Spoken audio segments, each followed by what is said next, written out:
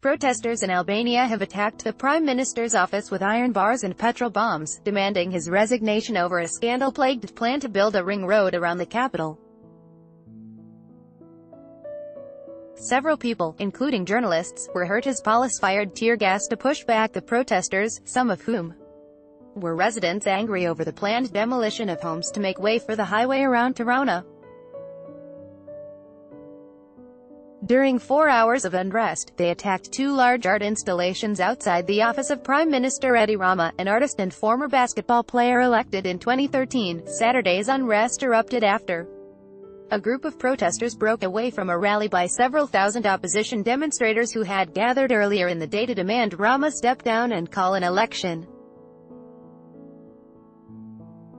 The European Union and its member states called on all sides to do their utmost to avoid violence and further unrest. Rama has faced mounting pressure in recent months. The ring road scheme has been halted due to allegations of corruption in the awarding of contracts, leading him to sack the transport minister.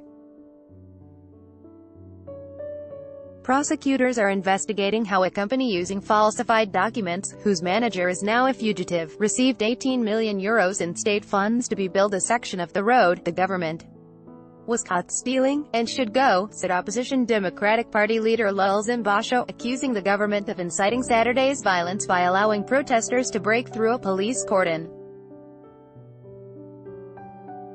He vowed to resume the protest on Thursday.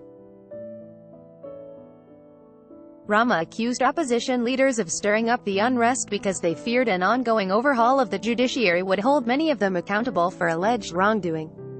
The scandal over the road scheme followed protests by students calling for cheaper tuition fees in December. Rama's Socialist Party government has steered the economy back to growth, with an expansion of about 4% in 2018, and the Balkan NATO member country could start accession talks with the EU in mid-2019. However, the benefits of economic growth are not reaching everyone, and many Albanians continue to leave the country in search of jobs. The perception of corruption is on the rise, especially from public-private partnerships, also seen as a threat to public debt.